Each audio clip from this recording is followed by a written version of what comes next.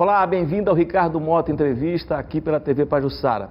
Esta semana nós vamos falar sobre economia alagoana, economia brasileira, e o nosso convidado é o empresário alagoano Emerson Tenório, diretor-presidente da Sococo, uma empresa alagoana que é reconhecida internacionalmente e que recebeu recentemente um dos mais importantes prêmios do agronegócio brasileiro, o prêmio LEAD. E nós começamos, muito obrigado pela sua presença, doutor Emerson, exatamente por isso. A Sococo vence esse prêmio, sem dúvida nenhuma. É uma empresa que tem uma dimensão enorme. E uma pergunta que eu tenho certeza que é feita ao senhor, reiteradas vezes, a mim também já fizeram, por que e como a Sococo se mantém com sua sede principal aqui no estado de Alagoas? É uma questão de custos ou é de gosto? Boa tarde, Ricardo. Boa tarde, alagoanos. Boa tarde, alagoanas. Realmente essa pergunta é recorrente. Por que a Sococo mantém-se em Alagoas? Ricardo, eu diria que, como você colocou, tem muito de gosto. De afeto? De afeto, de comodismo, também um pouco de alagoanidade. O normal de uma agroindústria é ela se colocar ou perto de sua fonte de matéria-prima ou perto do seu centro de consumo. No nosso caso, não é bem assim, porque eu sempre digo aos meus amigos em tom de brincadeira que a Sococo, evidentemente, não é a maior empresa agrícola do Brasil, mas é a mais comprida. Vai no mapa todo, passeia no mapa. Porque é uma agroindústria que tem sua base agrícola toda lá no Pará, tem 3 fábricas lá. Sua principal fábrica de transformação final de produtos está aqui em Maceió. Toda a sua inteligência, todo o seu comando está aqui em Maceió. E sua área comercial, sua diretoria comercial está em São Paulo. De forma que é uma linguiça de comprida, né?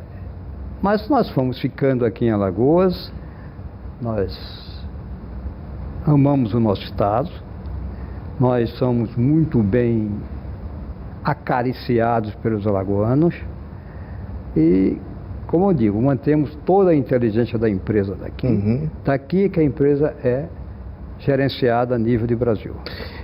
Um prêmio como esse, quer dizer, um prêmio de reconhecimento nacional, numa coisa grande, enorme, né? Talvez das mais importantes que o Brasil tenha, ou talvez não, seguramente é mais importante, que é o agronegócio. Qual o significado disso, considerando inclusive a tecnologia que o Brasil domina nessa área? Olha, Ricardo, foi para nós da Sococo uma agradabilíssima surpresa.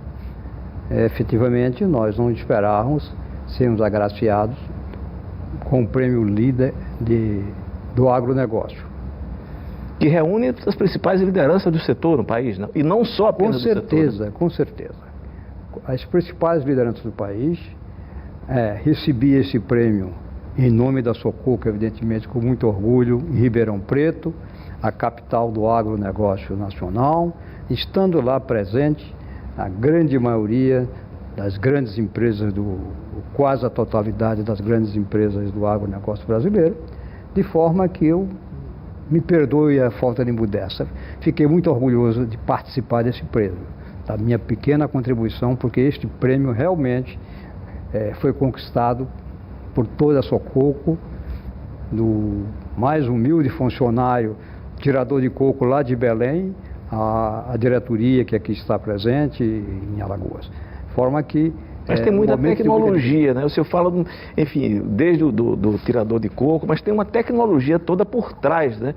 E permanentemente renovada, né? Na produção da Sococo. Sim, sim. O mundo de coco é um mundo fascinante, porque ele tem tudo para fazer. Tudo. E sem modéstia...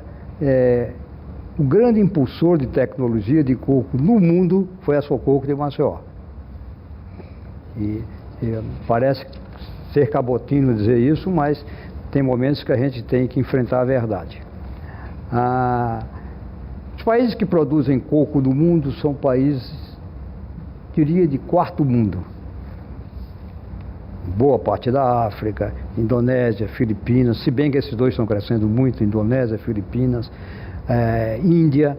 Então são países que têm uma abundância de mão de obra muito grande e por esse motivo não foram premidos a desenvolver tecnologia.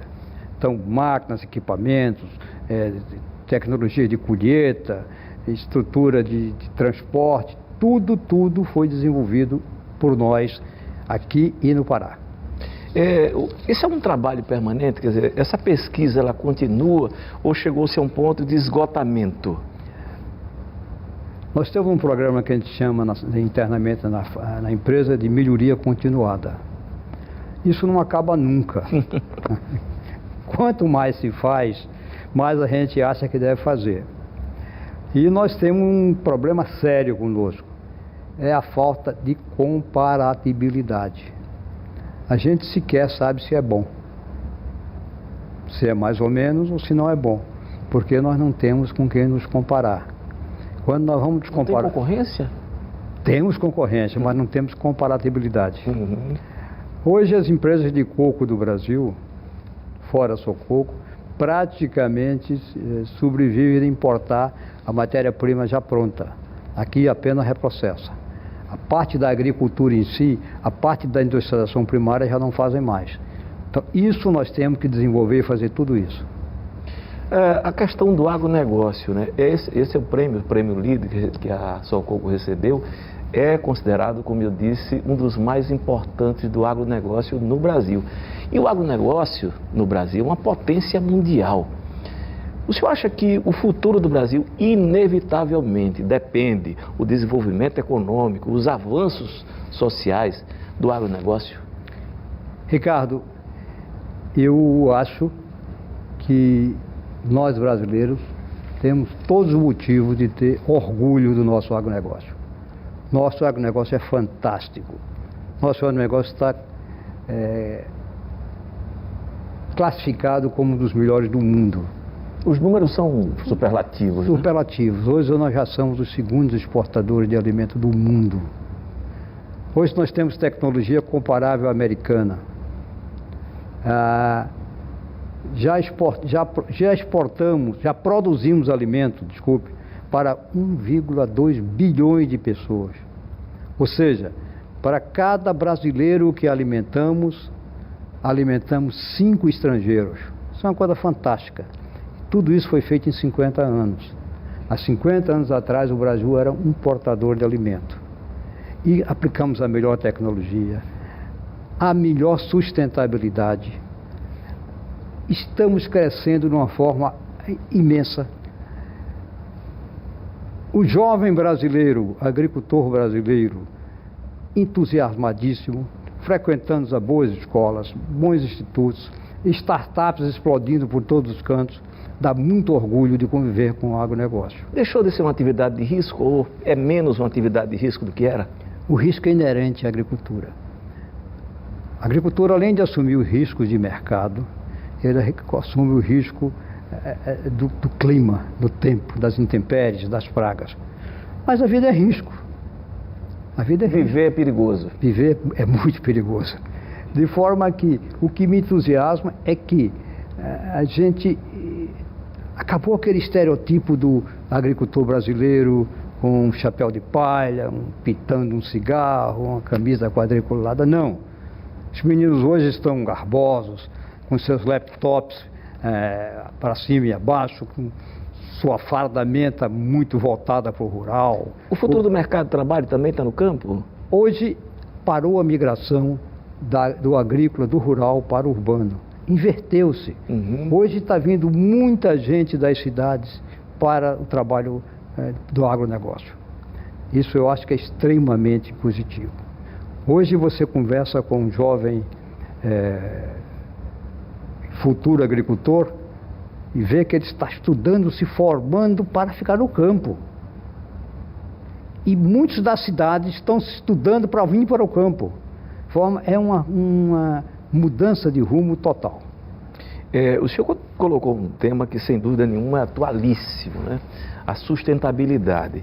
E é um debate que é um debate muito apaixonado, e essas coisas que geram muita paixão normalmente, né, não dão bons resultados, sobre uma suposta contradição entre produção agrícola e pecuária e meio ambiente. O senhor vê essa contradição? Daqui a pouquinho o senhor responde.